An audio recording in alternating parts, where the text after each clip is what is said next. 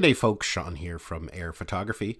So this is just a quick update video to a video I made about a month ago, and that was in regards to compatibility of the DJI Goggles 2 with something like the Mini 3 Pro or even the Mavic 3. About a month ago we got a leak, a screenshot from beta firmware for the Goggles 2 showing the Mavic 3 and the Mini 3 Pro listed as options to fly. Now of course we've seen this before with the Air 2S. It was supposedly going to be compatible with the V2 goggles, but of course that never did come to be.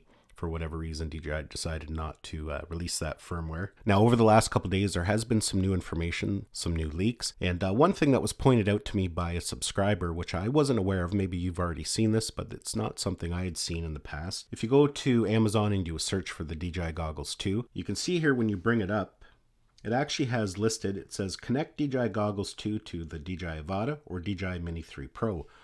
So that does add some more credibility that indeed they will be compatible very soon. After all, these descriptions are written by DJI, not by Amazon, so there must be some credibility to those rumors. Now perhaps you've already seen that, but this is new to me. I hadn't noticed that yet, so that was actually really interesting when it was pointed out to me. The other really interesting thing that came out yesterday, and this was posted on Twitter by Deals Drone, you can see here there's some new FCC information.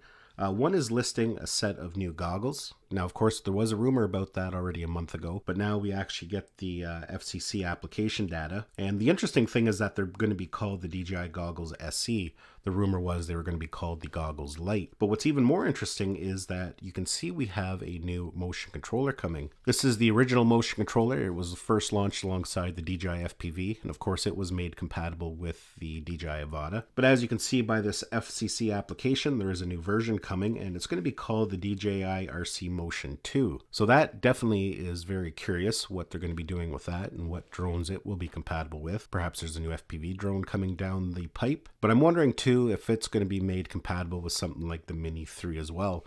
Maybe that's why it justified a new version. There's been rumors since the Mini 3 Pro came out that the motion controller was going to be compatible with it, but for whatever reason that hasn't happened yet.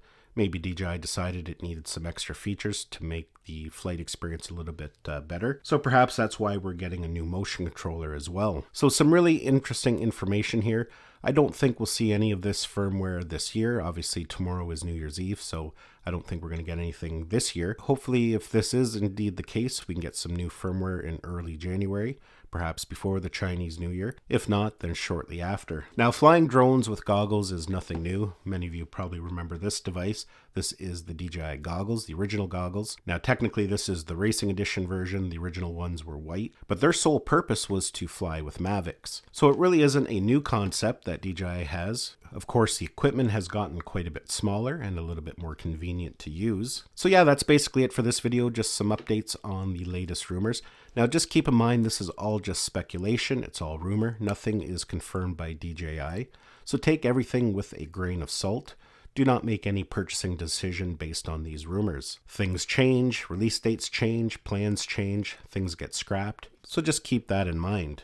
Of course, if this does all pan out to be true and that's something you're interested in, make sure you're subscribed to my channel because I will be covering it in full detail, testing out the firmware, testing with different drones to see what the flight experience is like if it does indeed turn out to be true. So make sure you stay tuned for that. Well, folks, hopefully you enjoyed this video and got some value out of it. Give it a thumbs up if you did. It's always greatly appreciated.